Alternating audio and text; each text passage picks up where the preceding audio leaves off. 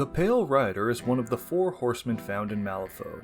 Armed with an automatic rifle and riding an undead mount, it stands as one of the highest cost models in the game. As always, I start by laying down my base colors.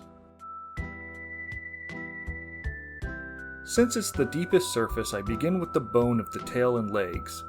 With a red leather base coat, I build up layers of light flesh on top of it, leaving the dark red in the recessed areas.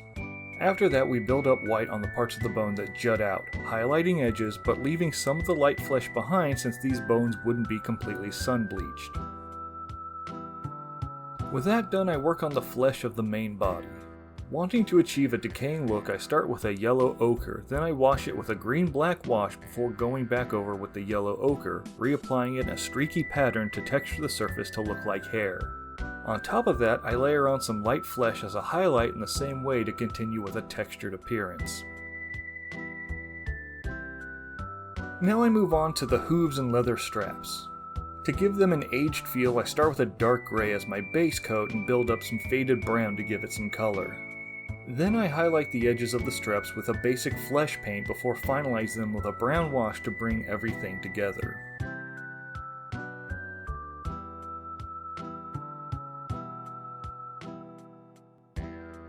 It's at this point I decide to attach the model to its desert base that I had prepared before.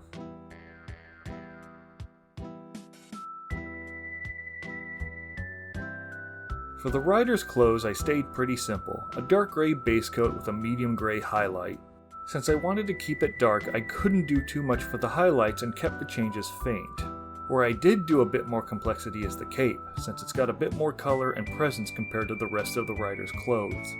My base coat was a dark red, followed by a purple wash to give the shaded area more character, then reapplying the dark red, leaving the recesses of the folds with the purple wash.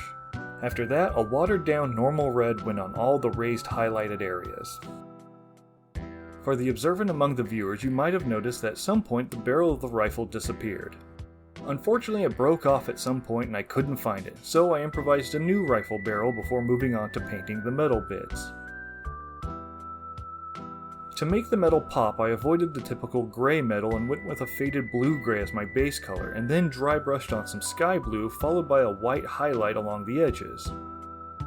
After that, I applied some light wash of black along the creases and folds to give some depth to the metal plates.